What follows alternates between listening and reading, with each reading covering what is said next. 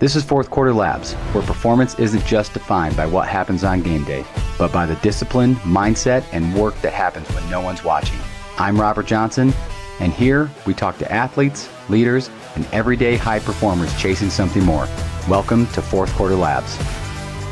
Views and opinions expressed in this podcast are my own and do not reflect the views, positions, or policies of my employer, its affiliates, or any organizations with which I am associated. This podcast is produced independently and is intended for informational and entertainment purposes only.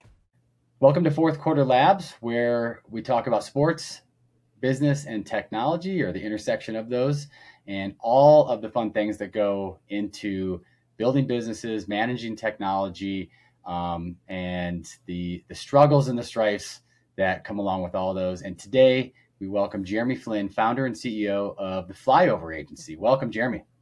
Thank you. Thanks for having me. And man, aren't there some struggles and strifes out there that we've all gone through?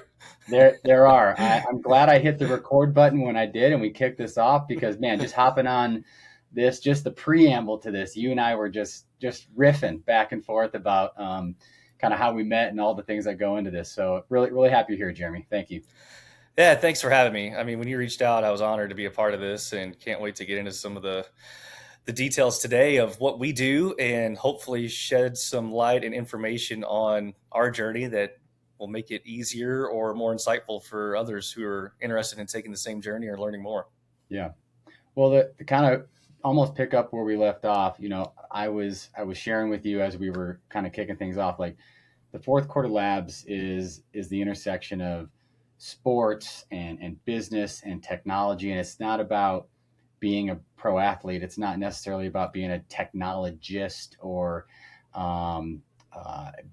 being an executive in a sports organization. It's about all the things that go along with that. But I love meeting with people and knowing people and talking to folks who have built something, who are kind of like doing interesting things in the world of sports and technology. And I'd say the last thing that I'm really fortunate to do is I get to meet with just really interesting people. And when you and I met, I mean, it's been 5 or 6 years probably since we initially met, but you were working, this is kind of a good segue. Like you were working for PBR. I was, yeah. Pro Bull, not the beer. Not the beer, but that's a common mistake many people make. Everyone's like, "Oh, I love your beer." Yeah. I was like, "That's awesome," and that's a great sponsorship opportunity for the professional bull riders. But yes, It was the bull riding sport, one of the most rough and tough and extreme sports in the world. Yeah, and right off the bat, I was like infatuated with the type of events that you get to go to, and we just kind of connected right then and there. And I think at the time, you were having your second child, and so I've got 2 little girls as well. So we just had a lot in common when we first met. For the audience, because I think it's always relevant. How did you get into events? What's kind of been your career journey and career path?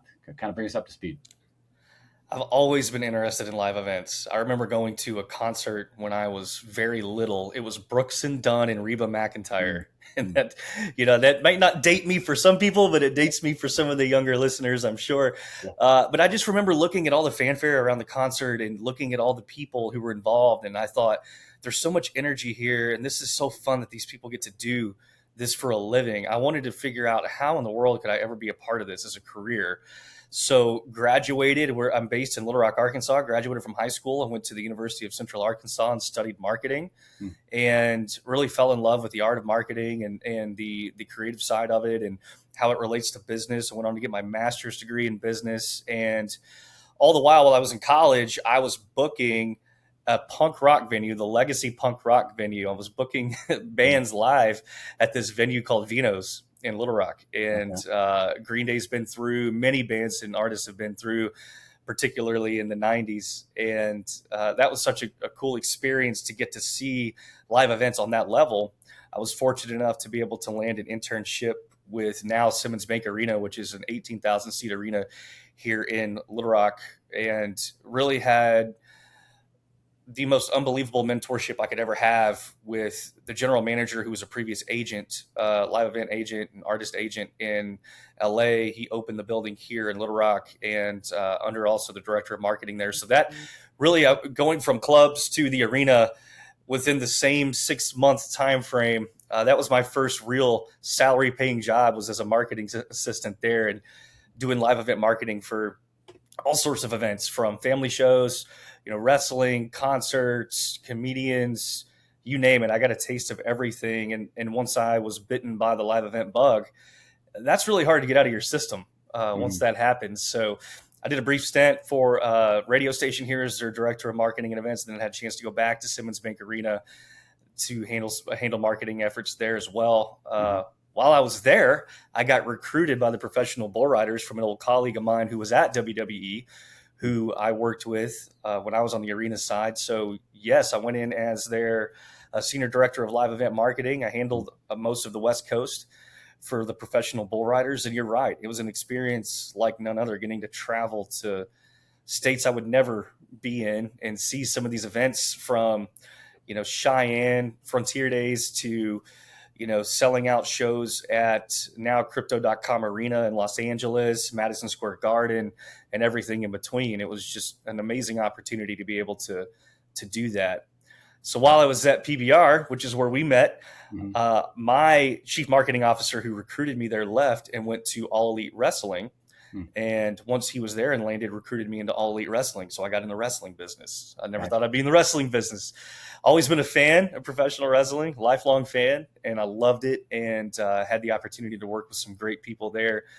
Similarly, in one of the biggest events I was ever able to be a part of was Wembley Stadium. We did a show at Wembley over in London, and it was amazing. Such an amazing experience to be a part of that. Incredible. So an interesting path to where I am now, which I know we're here to talk about agency world, and I can't wait to get into that. But it's been a really fun ride, and I'm just excited for what's to come next. Tell me, I've never, I've worked a couple events in my day, but not professionally, not 7 days a week as a career. When you were younger working at Simmons, a lot of long nights. Is that a grind when you're younger, or it feels like if you're younger and in your 20s, that seems like a great job to have, because you might not be married, you might not have kids, and you've got a lot of flexibility to just work those really rough hours. You're exactly right. You're talking about 13, 14, 15-hour days from load in to load out, and it is grueling, but it's contagious because of the energy, I think. It's so exciting to be able to be a part of something that has the opportunity to serve so much joy to so many people. When people walk in there, they're so excited to be there. They leave their worries and cares at the door. So to play a small part of making that happen really keeps you going. And it's almost like a drug. You can't wait for the next live event to have that energetic buzz back again.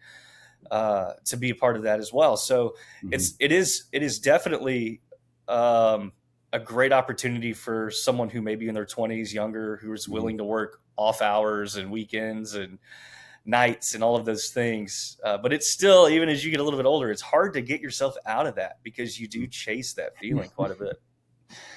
That's interesting. And I think, and I talk a lot about this. I think it's a common thing that comes up in a lot of the podcast interviews I do, is like sports is from the outside looking in, sports is a really, really sexy industry to be in because of the events you're going to. And, you might post something on X or Instagram or social about the event that you're at, but you're still working it, you're not sitting there watching the game the entire time. Your back's actually to the game and you're looking out as a guest representative or something like that, but you still get to be there, and you're still kind of a part of the magic that's taking place. Absolutely. And that's a great point. As you see people post things on social media, it's always the highlight, right? They don't see I've always said I've been everywhere and nowhere at the same time. I've been to every airport. I've been to every hotel. There may be times I've flown in for an event and I've been in that state for 12 hours. Yeah. So friends and family are always saying, what'd you go do? And I said, I went to the hotel, I went to the airport, and I flew home. Yeah. That's what we did. And I was at the arena all day. So I see a lot of inside of buildings. So that energy and that buzz is definitely the driver of all of that. But you're exactly right. It's a lot of work. You have to love what you do. And you have to always have the mindset that what we get to do is a privilege. It's not, what we get to do is not as important as curing cancer. It's not as grueling as digging a ditch. That doesn't mean it's not hard and taxing and there's hours that go into it. But if you keep the mindset that it's a privilege and a blessing to be there and it's a lot of fun, then you can get through some of the chaos that is live events. But you're exactly right, Robert. People on the outside look in and they think, oh man, what an amazing job. And it is, but there is a lot of work that goes into it. Yeah. Well, let's talk real quick. So I know very little about the Flyover Agency, but I do know that in the last year or two, you have left probably a stable paycheck and a stable life. Yes. And you have jumped into the world of entrepreneurship and leadership and foundership. Tell the audience, what is the Flyover Agency? What are you doing? What are you focused on? And how's that journey been? Yeah, absolutely. So Flyover Agency is a full service independent agency here. We specialize in what we call next gen advertising. So we lead with data on everything that we do. So gone are the days of those gut feeling reactions of feeling like you need to advertise in certain places because you think that might be the way to go. We advertise in places and do marketing campaigns and initiatives based on data. And in doing that, we've seen great successes with the efficiency of a spend, the effectiveness of a spend, and we pride ourselves on no waste. The other thing that we do that's a little bit different than most agencies is we're fully remote, which allows us to be able to tap into some of the best talent in the nation and even in the world and bring that talent to a local regional level for our clients who may not have access to that talent. So those two things are really things that we pride ourselves on, and just keeping that relationship is really important to us. I feel like there's a lot of larger agencies that tend to grow and really by no fault of their own. It's just sort of the nature of the beast. You lose a lot of that one-on-one interaction with the client. And we always preach to our staff that we feel like an extension of our client's business, and we work for them and we act like this is our business as well. If they win, we win. So that's really our goal at the Flyover Agency, is to bring all of these smarter next generation advertising methods into play and pass those advantages on to our clients. Is it digital advertising, web, mobile? Is it ad tech? Is it physical advertising? Is there a specialty or focus that you guys have? It's a little bit of everything, honestly. I mean, I think the majority of budget now is going toward digital, and we would even lump OTT streaming into digital. So, whether you want to view that as more, it's just eyeballs on screens, whether you want to say that's more of a traditional method or not, it's still, and for us, it's digital and the way we budget things. But a lot of it is digital. We do still have clients that are interested in traditional media buying, radio, TV, very little print nowadays, but still publications, online publications that are interested in doing some of those things. So we offer that as well. A real heavy lift for us is social media content. Yeah. And social media advertising has really changed in, you have a lot of people that are doing the same thing, but that's where your content really has to stand out. Yeah. You could have the same company that has the same advertising strategy and a similar campaign structure, and it's all going to come down to the creative and how that resonates with the users. So we put a large emphasis on creative and the quality that we put behind that in storytelling and not just soliciting to customers. I'm super curious. Like, what's your favorite aspect of it? And when you said advertising and like storytelling, yes, I think like in a second career, I feel like I could have been a creative, like advertising guy. Like I love like humorous advertising. So anyway, I don't know if you're going there with that. But like, what's some of is it brand storytelling, or is it what kind of advertising? Like what are some of the fun things you're working on? Yeah, a lot of scroll stopping content. I mean, we've been very blessed to have a really dynamic slate of clients. We work with ESPN's Holly Rowe. We work with the Little Rock Touchdown Club. We work with the Broyles Award. Mhm. We work with the Cliff Harris Award, who is a former Dallas Cowboy legend. We work with the Joyce Foundation for Holly Rowe as well. Okay. And we work with the Arkansas State Fair. We work with the Nashville Cats Arena football team. So we Wow. have a very wide variety of clients. And then we also work with a local restaurant chain here that has multiple locations in Little Rock. So I think the fun part of what we get to do is we get to learn a little bit about every industry and how do we translate that industry into content, into paid ads, into things that drive revenue growth through the business. And it's a fun challenge because every industry is so different. What we're doing for a banking client wouldn't be the same as what we're doing for a live event client. Yeah. And everything in between. So to me, that's the exciting thing. I was on our staff call this morning and I said, we have a very busy fall coming up with a lot of moving parts. And I said, if you signed up for boring, I'm sorry, because this is not it. And I think that's what keeps all of us driving every day is Nice. just that variety and the opportunity to do something different. That's awesome, man. Well, I'm super excited that you did this. And how long has it been now? A year, 2 years? When did you officially make the full leap? The full leaf was in November. So Okay. as we're recording this, it was last November of 2025. So Wow. it hasn't been long since I've been full time in it. I was fortunate that my wife, who was she worked at ABC News in New York, and she was a former on-air news anchor here in Little Rock for their ABC affiliate. She was able to go in ahead of me, and Okay. I was working part-time, and I have been for 5 years Yeah. before I was able to go in full-time into this. And she was able to lay some groundwork that allowed me to come over as well. So Yeah. this is a husband and wife venture, Mhm. which a lot of people ask me, how do you work with your wife every day? We work remotely, and Yeah. we are very good teammates on everything. We great. respect each other's expertise in different areas. So what she's doing in communications is a lot different than what I'm doing in marketing strategy, but we understand how it complements each other. Yeah. The thing that I picked up on is that you just shared with me is you have been working on this for, I think you said 5 years, right? 5 years, yeah.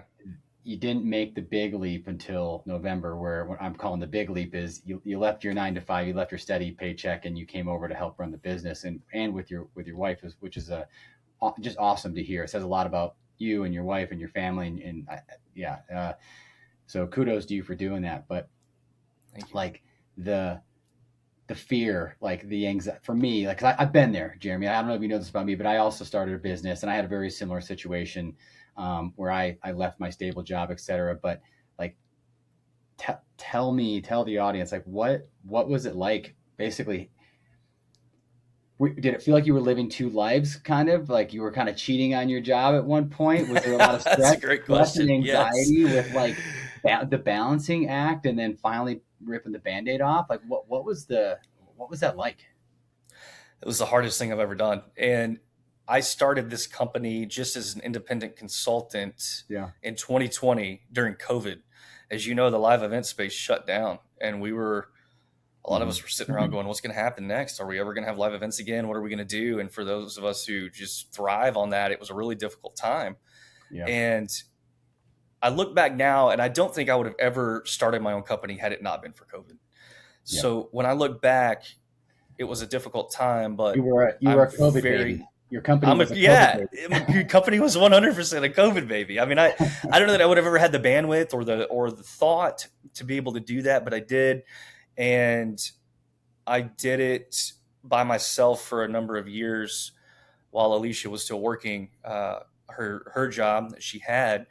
And there was a lot of growing pains there. And it evolved a lot from an independent consulting situation to getting more into the full service areas. I did some fractional marketing for a while as a fractional marketing executive for some companies, and I ran that business model for a little while, and that was great. But as our clients continued to grow, and all of our growth has been organic, which is a huge blessing for us, and I pride myself on that because it means we're treating people well if they're willing to refer us. I always felt like if we took care of people, it would take care of itself. But as our clients grew and our their needs grew, our business grew as well with Yeah. that. So it's evolved to what it is today.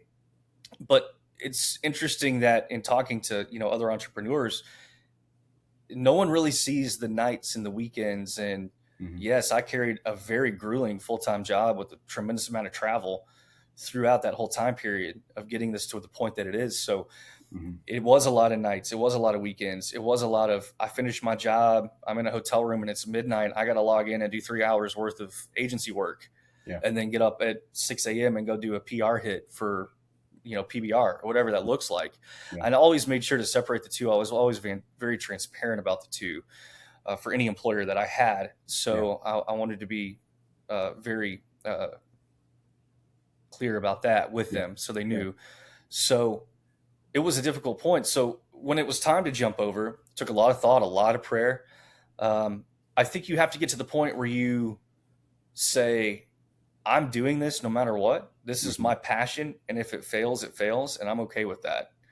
Yeah. And what I found is I was fortunate to be around a lot of business owners and entrepreneurs that encouraged me to do it. And they said, you're going to excel. You just got to jump in. You have to do it. You got to do it. This is your time. Yeah. You know, this is the right time for you.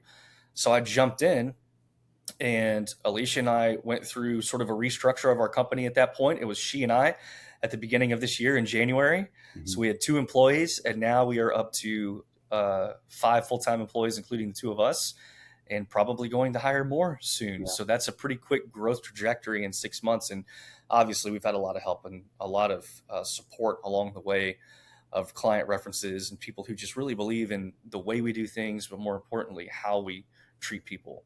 Yeah. I remember having this great. I mean, you're jogging like so many past memories of my own from, I had a COVID baby business also, and just saying to myself and my friends, my wife, and just saying, I'm going to regret this if I don't do it. Yes, Like absolutely. I can't look back 10 years from now and say, what if? And Absolutely. that, living with regrets is just not something I want to do. And have there have there been any serious moments of like adversity, excuse me, or some setbacks in the last kind of year or so that are worth mentioning? Absolutely. I mean, you look up and you go, "Oh, I knew this was going to be a responsibility that I carried fully for my family and all of this." But you're right, pulling that safety net out from under you is scary as can Hmm. be. And everyone goes through challenges in the agency business of maybe a client is experiencing some difficulty and they have to cut their budget, or there's an ownership change, or they decide to go in house with things. And there's always going to be that level of insecurity with attrition. Yeah. And that, what I've learned, is just part of the agency business. For us, fortunately, if we've had any sort of attrition, it's turned into a greater growth opportunity because that bandwidth that opened up allowed us to land a bigger opportunity. So Yeah. we've been very blessed with that to stay busy like we have. But we don't make people sign long-term contracts with us because we really believe in our work. And in doing Mhm. that, month to month guarantees, it is stressful. And there Yeah. are times that happened.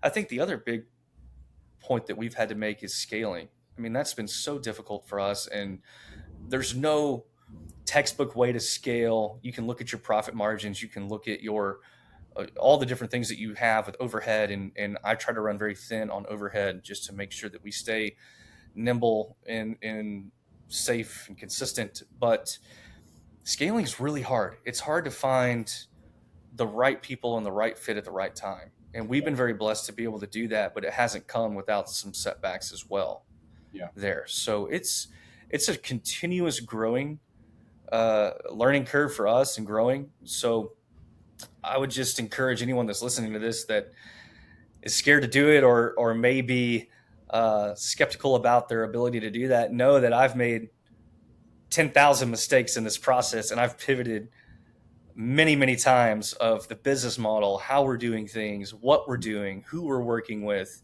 and it continues to evolve. I mean, I don't think there's anyone that should look back and go, I've got this all figured out. And if you do, you're probably already 2 steps behind. Yeah. What are what might be some of the like biggest I know I was going to say 6 months, but you've been doing this longer than that. Like, what are some of the biggest takeaways maybe that you've personally made or had, maybe even call it like an epiphany or something like that, or I don't know, growth moments where you've looked back and you're like, man, this is incredible. I can't believe all this has happened in the last whatever year. Yeah, we've had a lot of those in different stages of where we are. I think the first one, big milestone for me, was my wife having the opportunity to go full time in our business. Yeah. That was such a blessing for us. We just had our second child. She was ready for a career change. And for her to be able to do that and own her day and own her career in that method, but still be fulfilled professionally, was, to me, one of the biggest milestones of my career and probably our lives, for her to be able to do that. And I think that the second one was when we hired a full-time employee. That was really interesting for us because now we have the weight of carrying the responsibility of this person's livelihood and making sure that they feel safe, secure, happy, fulfilled, and all of those things, which I found as a wonderful opportunity for joy for us and to share that with them. And then, of course, like you said, jumping in full time for me was another huge milestone. And I think what I've taken away from most of it is you will never work harder and be under more pressure than owning your own business, but you'll never be more fulfilled in making your own dollar. Yeah. And that's not easy, and it's not for everyone. And there's many times where we look at each other and we go, what are we doing? let's just sell and go, sail off into the sunset and whatever that may be. But then something great comes along. So in those moments of feeling like you're overwhelmed, something great will come along and you go, I absolutely love what we get the opportunity to do here. Yeah. And they come often. That's a great quote, Jeremy. I mean, and I completely agree. It's like, you're never going to, this is going to be one of the hardest things you do, but it's also going to end up being one of the most fulfilling. And you never really truly understand the amount of emphasis there is when you are directly not just a manager of somebody or a director of a group of people, like at a company, because you're still an employee at that point. But when you are the owner of the company and you have your first couple employees, your first 5 employees, and you start realizing, wow, like these folks' livelihood, it's in my hand. Like I now have a different level of responsibility. Those were some of the aha moments for me that I never expected, excuse me, as when I took on the role of like founder and CEO of a company, not to mention all the other stuff like, magic. You wake up one day and you're also the CFO and you're also HR. You're also the tax guy. You're also the accountant. Okay? We were having that conversation earlier, Alicia and I. I am not an IT guy, but I play one for our company because we don't have an IT guy. So that's part of it. You're exactly right, Robert.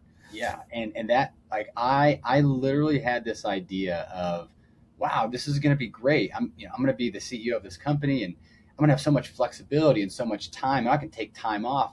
The other aha moment for me was, like, one, as a career sales guy, even when I'm on vacation, I rarely take vacation.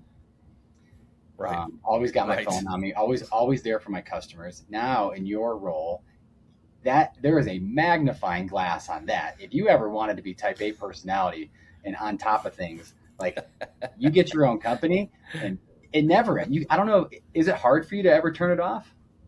Oh, very much. Absolutely. I mean, for example, we had a major press event in town last night that ran till about 8 o'clock, 8:30. Wasn't terrible. Yep. I came home, relaxed for a little while, and I was up at 6 this morning with this huge guilt trip that I didn't get up earlier to get up and get my day started because I have so much to do. So it is really hard to do that. My wife and I went on a cruise with our 2 boys earlier this summer, and it was one of the first times I've ever said, I am completely disconnecting.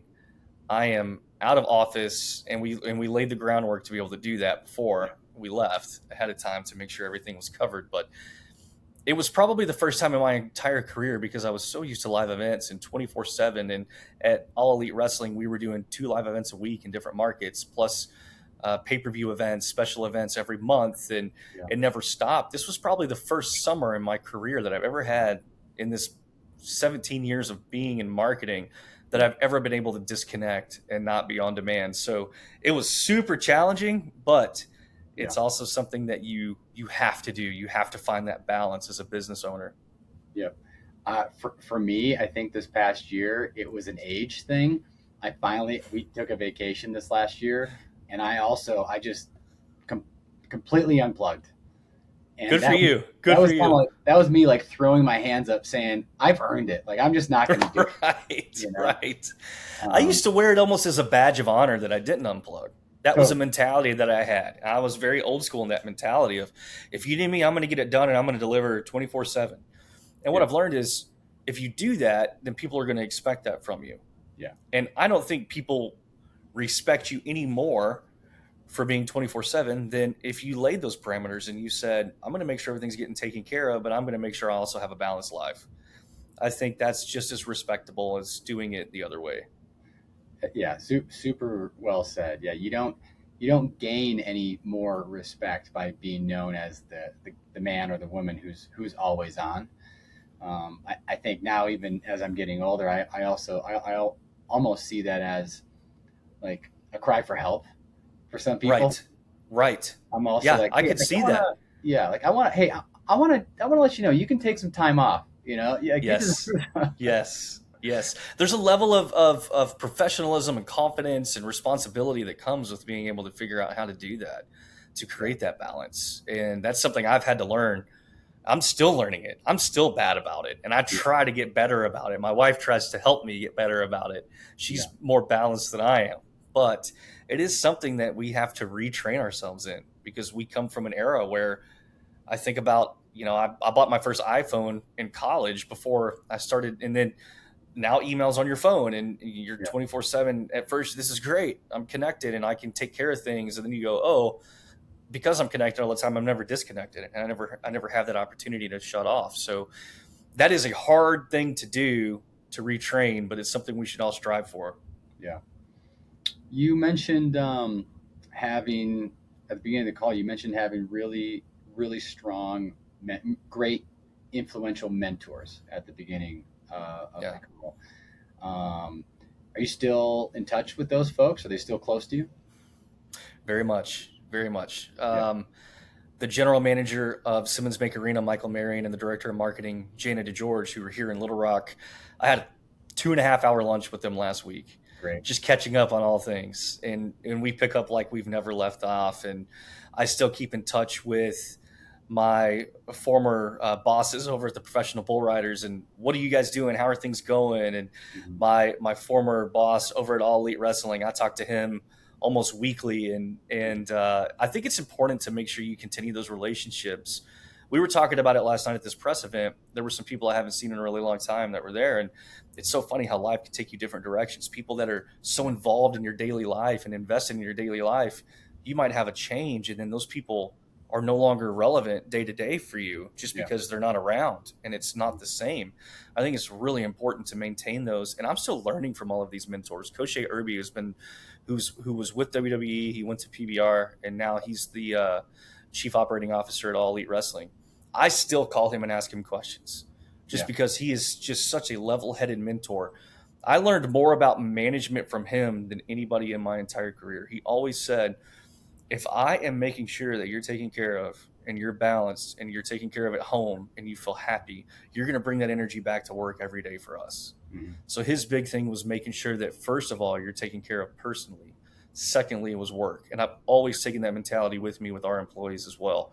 yeah. So I'm still learning from all of these mentors, and I've been very blessed to have them continue to be connected. Yeah, I think I met Koshe a couple years ago as well. Good guy for sure. Industry legend, man. Every room I've ever been in, no matter what promotion, whether it was with Feld Entertainment or a sports property, a team, Oh, you work for Cochet? Oh, I know Cochet. Me and Yeah. Cochet, blah blah blah. There's a story. There's always a story, and that's good, man. I think that means he's making a difference in people's lives, and he Yeah. certainly did in mine. It's funny. There are a handful of folks. Again, that's why I love working in sports. There's just a handful of people out there. Um, I think Christian Lau is another one where he's got his fingers in a little bit of everything, and he's on stages all the time. And Koshe is another one. And you just meet Yes, these people, and they've got a, they've just got a thing about them where they make impacts on people, and it's obviously made an impact on you, which is great. absolutely. Couldn't agree more. I mean, the network of sports and entertainment marketing. We always say it is such a wide geographic for such a small network of people. Mm-hmm. Yeah. I worked with people when I was at AEW that I worked with when I was on the venue side Mm-hmm. and everything in between. So you just never know where that industry is going to take you. And there's a lot of points of connection. Most people that have been at the Harlem Globetrotters have been at Feld, and they've been at WWE, and they've been at Live Nation and AEG or whatever it may be. And so that world is really small for such a large footprint.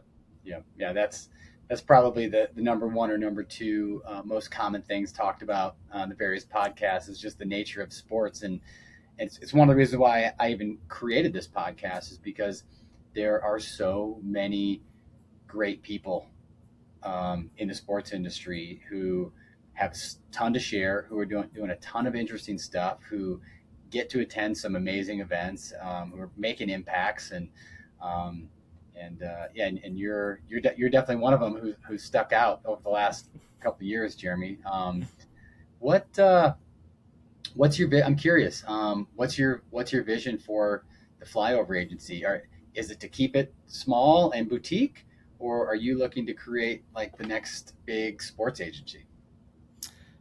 That's a great question. And a question that probably changes by the month depending on Yeah, depending on what's happening. yeah, I I always said I'll never say no to an opportunity yeah. because I always want to have the foresight to be able to see what's next and to entertain what's next and to be challenged.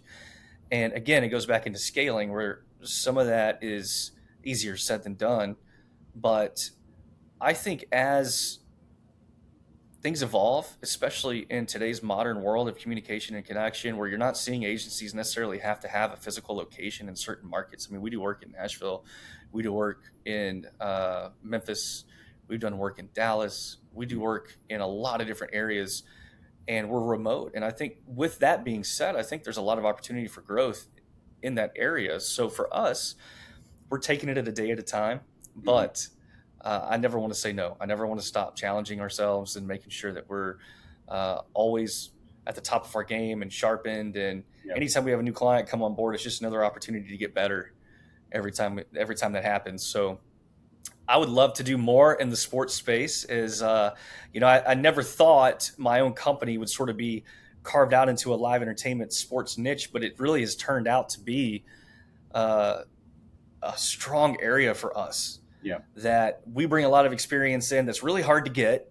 So I understand that part of it. But just once again, that network Mhm. of people have opened up so many opportunities as well. Um, I've always got as a software tech guy, I've always got it. There's a couple prospective customers out there who are always on my wish list. Some of them are my childhood teams that I play. I grew up in Michigan, so working with the Pistons and the Lions and the Tigers and stuff like that. Like they're on my list, and a couple of them are customers to a certain degree. Do you have any wish list customers that you're seeking out that you're like, got I'd love to work with these guys. That's a great question. Some of the most fun I had in my entire career was with All Elite Wrestling. Okay. I just love that whole team. It's independent. It's owned by Tony Khan and the Khan family, who also own the Jacksonville Jaguars, Okay. and it is a passion project of theirs. And the one thing I would say that I miss the most about the live event space is being connected with the people that are a part of it. I would love to do some work somewhere in that space, and I'm doing some projects with Jeff Jarrett, who's a Hall of Fame professional wrestler and very Okay. well known in the wrestling industry. And he and I talk almost on a daily basis on different projects that we're working on together.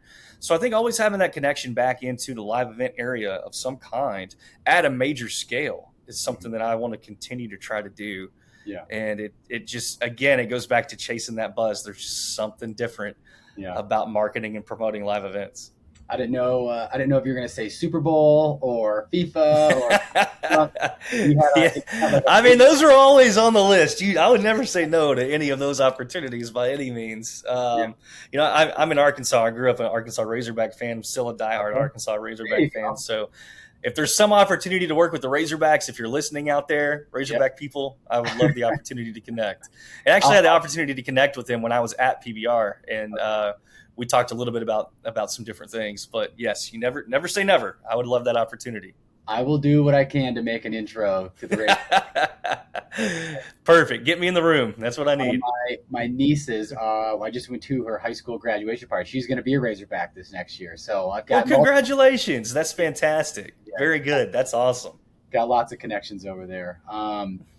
Let's see here. Well, let's try to bring all this back. So, long successful career in sports and advertising and marketing, Jeremy. It's great to hear. Been building a business for the last 5 years, and you finally, about 8 months ago, jumped in. You're building something awesome and beautiful with your wife. So congratulations on all that. We kind of talked about it a little bit, but if you could wrap up and give some advice, because I talked to a lot of young people also early in their career.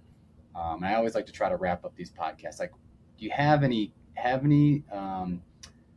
advice, recommendations, do's or don'ts for people who are trying to get into sports, maybe setting expectations for what it's going to be like, career advice, perhaps, for anybody looking to get into sports marketing or sports in general? Absolutely. That's a great question. I was fortunate to get an internship at Simmons Bank Arena before I was offered a marketing assistant job while I was working for Vino's, booking the punk rock venue. Yep. And I started off sweeping the floors. I started off in the box office. I started off learning how to make ice on the floor for Disney on Ice by jiggling a water hose. So I was very hungry. And I think the best thing I could ever tell anybody is to respect the industry, respect the people who are there, and stay hungry. Don't come in thinking you're going to run the building in 5 years. Yeah. Don't come in thinking you know more than anybody else. Come in hungry with a willingness to learn. Be willing to do the difficult jobs. Be willing to clean the toilets and to paint the walls, because your opportunity will come if you're hungry. I've seen so many people come into this business and not have the drive to make it in this business because they're not willing to do the hard things. You have to do the hard things before you get to do the fun things. And I think I was fortunate to be able to do that because I got to learn every aspect of the business, whether it be food and beverage, whether it be ticketing, whether it be marketing, whether it be event coordination, whether it be production. I've ran cables. I've taped chairs. When I was at AEW, I was writing chalk on the bottom of chairs at some of these venues to mark seats. Wow. And you know what? I'm glad I did, because it was a great opportunity to be able to know and touch every part of the business. So my biggest advice is you've got to be hungry and you've got to be driven. Yeah. So that would be the one thing that I recommend. This is not an easy business to get in. If you ever get an opportunity to do so, don't waste that chance. And never be afraid. Never be afraid to jump in and start your own thing. It's a scary thing to do, but there's so much opportunity in doing it. And if you have that hunger and that drive that you have in your career and you're willing to learn and you can take that into your own business, do it.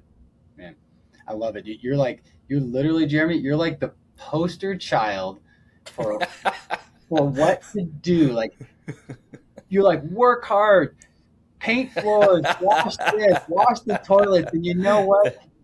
Don't think you're I love, like, it's great because I think there's a lot of expectation that in 5 years you should be running the joint and you're going to make $1 million because you've got a friend who made it, right? It's like, that's just not the reality. And you're saying, look, it's going to be hard, but if you do all that hard stuff, and the other thing you said that's like, again, poster child, is learn all the different facets of the business, like the box office, the floor, run cables, set up chairs, make ice for Disney on Ice. You're like, you don't have like a siloed view of the business. you have a view of all of the operations, and now you're selling advertising. So when you're thinking about, I'm putting words in your mouth, but when you think about advertising, you're thinking about all the different functions of the business and how advertising flows through the business, not just a single point to a consumer. You never know what area of the business you're going to get led into and what you can find yourself being passionate about. I started in marketing, and then I did a stint in sponsorships, and I did a stint in production, and I learned about more front of house, where I was handling more premium properties of food and beverage sales and P&L sheets, and all of those things were very different, but all of them had a great opportunity for me to take that and leave with knowledge I didn't have before I went into it. And I think so many people get caught up in a solo view of, I want to do this. This is the one thing that I know is my passion. It doesn't allow yourself to open up for other opportunities. And to your point, Robert, what you're doing right now might not be what you're doing in 5 years. Never is. That's okay. It never is, right? I talked about Koshe Irby. I have seen the chief marketing officer of PBR unloading 18-wheelers of boxes in 100-degree heat in Fort Worth, Texas, of T-shirts in the middle of the day because no one else was available to do it. And that's the level of grind that it takes in any position in sports entertainment to make it. Yeah. I was with the CTO of a well-known NHL hockey team the other day. Playing golf with him, and I said, "Hey, how many games these days?" And he's older.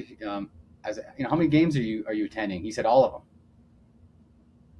I mean, CTO, he's got a whole staff of people, but these are, like you said, these are lean. Koshe was out there unloading trucks.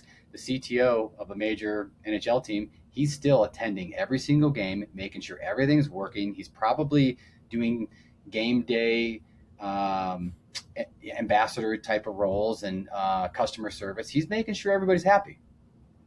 And that's another thing that I've learned that really opened up my eyes. I know a lot of guys like in college sports as well that I'll go. So I have season tickets to the CU Boulder men's basketball. And nice. Yeah.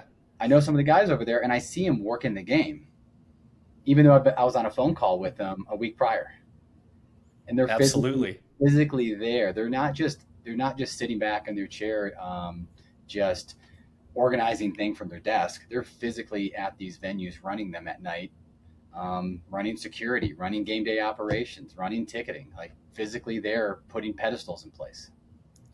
And I think doing your reps like that in the beginning gives you a great foundation to be a good manager, because you can always relate to what somebody's going through because you went through it. And for me, I tell my staff, I work for you. You don't work for me. My job is to make sure that I'm facilitating you with what you need to be accomplished, fulfilled, happy, balanced.